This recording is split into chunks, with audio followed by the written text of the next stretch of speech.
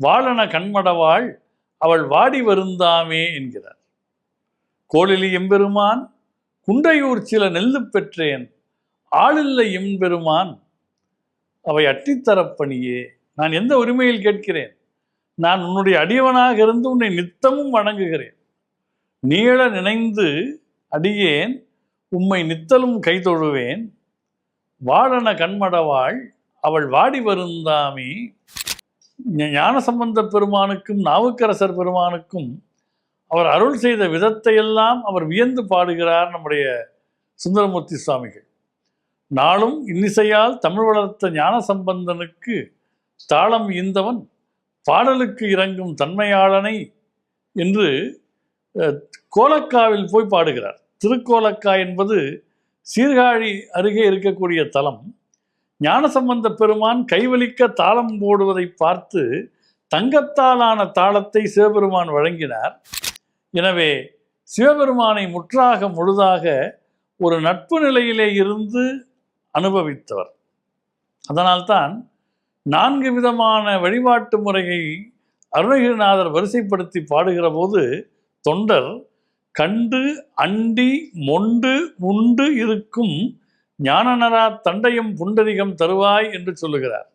கண்டு வழிபட்டவர் ஞானசம்பந்தர், அண்டி வாழ்ந்தவர் நாவுக்கரசர் பெருமான், மொண்டு உரிமையோடு எடுத்துக்கொண்டவர் சுந்தரர்.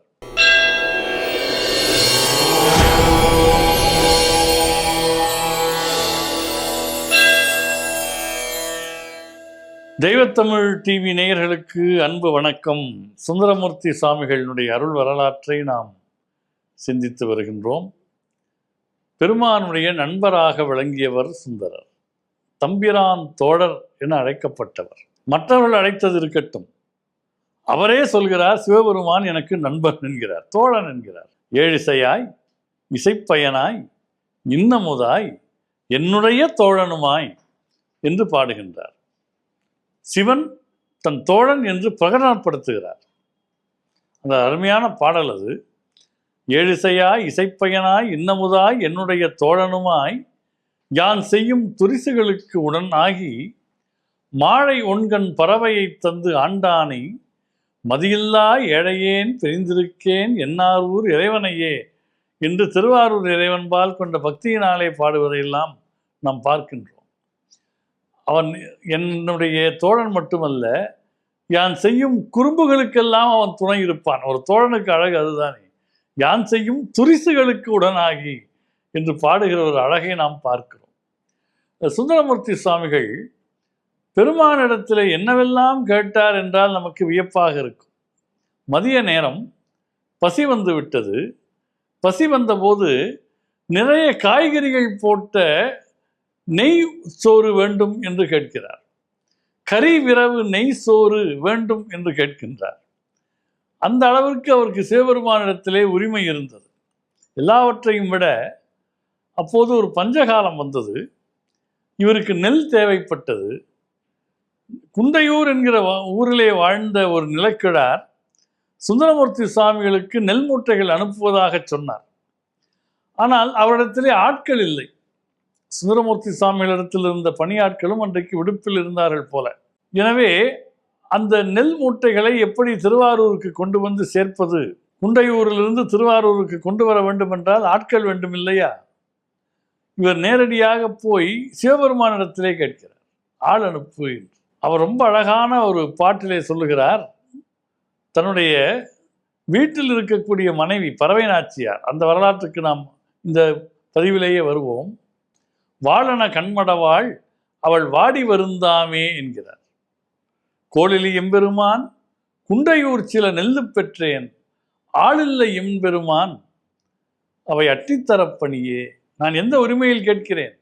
நான் உன்னுடைய அடியவனாக இருந்து உன்னை நித்தமும் வணங்குகிறேன். நீள நினைந்து அடியேன் உம்மை நித்தலும் கைதொழுவேன். வாழன கண்மடவாள் அவள் வாடி வருந்தாமே. கோளிலி எம்பெருமான் குண்டையூர் சில நெல்லு பெற்றேன் ஆளில்லை எம்பெருமான் அவை அட்டித்தரப்பணியே என்கிறார். கோளிலி என்பது திருக்கோளிலி என்கிற தலம் திருவாரூர் பக்கத்தில் உள்ளது. இன்று திருக்குவளை என்று அழைக்கப்படுவதுதான் திருக்கோளிலி என்று பார்க்கிறோம். அந்த உரிமை அவருக்கு இருந்தது. அவருடைய திருமணம் தடைப்பட்டு போனது திருத்தாட்கொண்ட நிலையில். அதே நேரம் ஆகாய கைலாயத்தில் அவர் பார்த்த கமலினி, அனந்திதை ஆகியோர் பூமியிலே பிறந்திருக்கிறார்கள். அவர்களில் ஒருவர் பறவை நாச்சியாராக தோன்றியிருக்கிறார் திருவாரூரிலே. ஒரு முறை ஆலயத்துக்கு வழிபாட்டுக்கு வந்த அவரை பார்த்தபோது அவர் மேல் காதல் தோன்றியது சுந்தரமூர்த்தி சுவாமிகளுக்கு.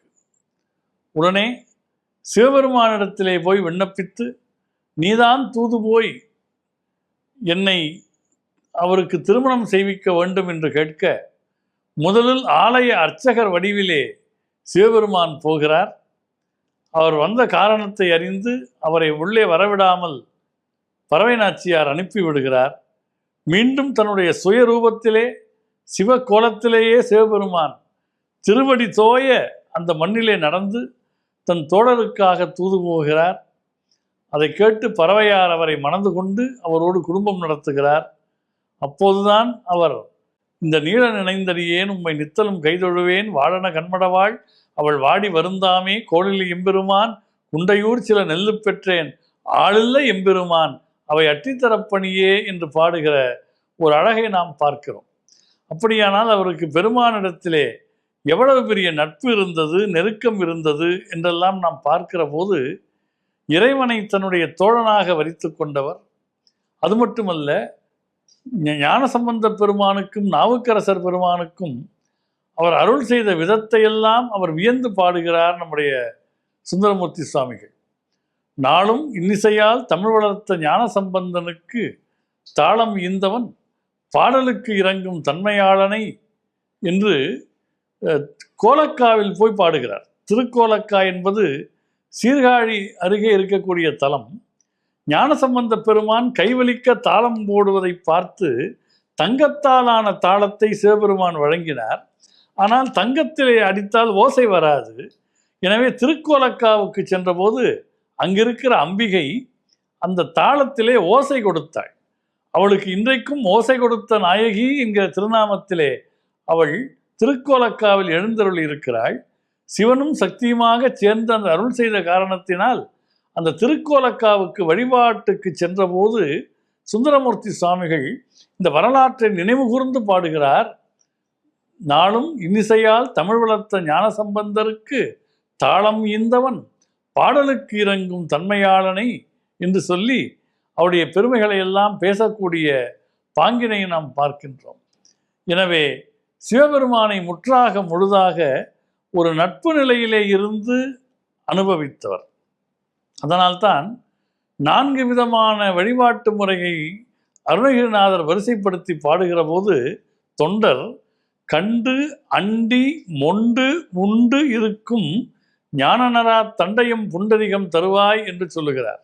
கண்டு வழிபட்டவர் ஞானசம்பந்தர், அண்டி வாழ்ந்தவர் நாவுக்கரசர் பெருமான், மொண்டு உரிமையோடு எடுத்துக்கொண்டவர் சுந்தரர். நீங்கள் ஒரு வீட்டில் போய் தண்ணீர் வேண்டும் என்று கேட்காமல் நீங்களே அடுப்பங்கரையில் போய் மொண்டு குடித்தால் அவ்வளவு உரிமை இருக்குது என்று அர்த்தம்.